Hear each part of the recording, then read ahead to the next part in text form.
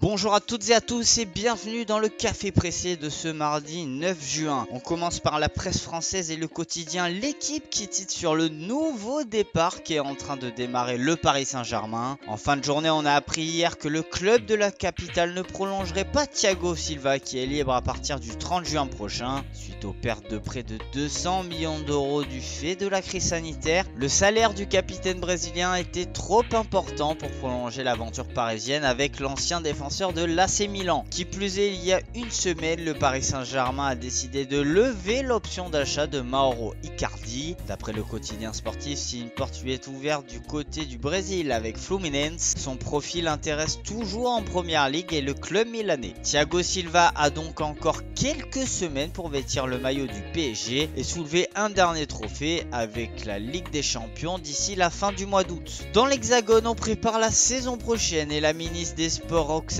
Maracineanu a expliqué qu'elle était ouverte à une présence de 5000 supporters dans les stades et même un retour progressif si jamais les conditions sanitaires le permettent, bien évidemment. Enfin, depuis hier, le mercato franco-français a ouvert ses portes avec l'officialisation de Paul Bernardoni au SCO d'Angers en provenance des Girondins de Bordeaux. Le club de Maine-et-Loire va débourser 7 millions d'euros en 3 fois. Une clause de 20% à la revente aurait été insérée également. On part en Espagne, pays qui va retrouver son championnat le 11 juin prochain avec un alléchant Sevilla Real Betis programmé à 22 h. Le quotidien AS dédie sa une à la future prolongation de Sergio Ramos au Real Madrid. Le capitaine des Madrilènes va prolonger d'une saison supplémentaire, soit jusqu'en juin 2022. En Angleterre, Chelsea semble avoir un appétit d'ogre pour le prochain mercato. Après s'être offert Ziyech tout en attendant de finaliser le dossier Timo Werner, le club des Blues rentrerait dans la danse pour Kai Havertz, la petite pépite de 20 ans du Bayer Leverkusen. Mais l'Allemand d'1m89 a un certain prix et serait évalué à 84 millions d'euros.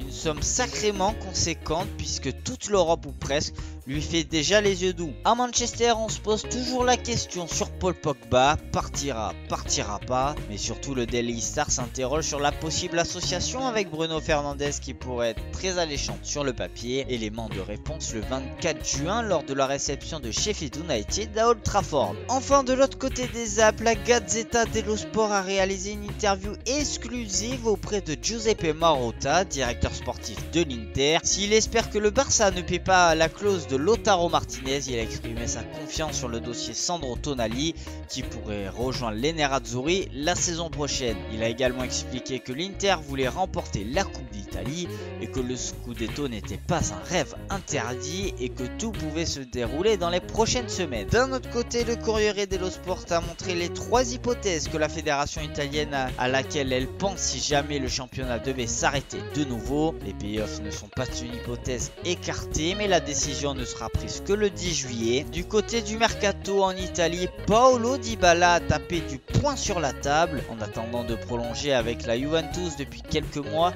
le numéro 10 Bianconero attend toujours un signe de sa vieille dame. Il a témoigné à la CNN qu'il ne serait pas contre de jouer au Barça avec Lionel Messi, même s'il estime être actuellement dans un grand club. Le message est passé en tout cas pour la direction bianconera. Rappelons que le contrat de la Roya expire en juin 2022. Voilà, c'est tout pour le café pressé de ce mardi 9 juin. On se retrouve très vite pour un nouveau numéro.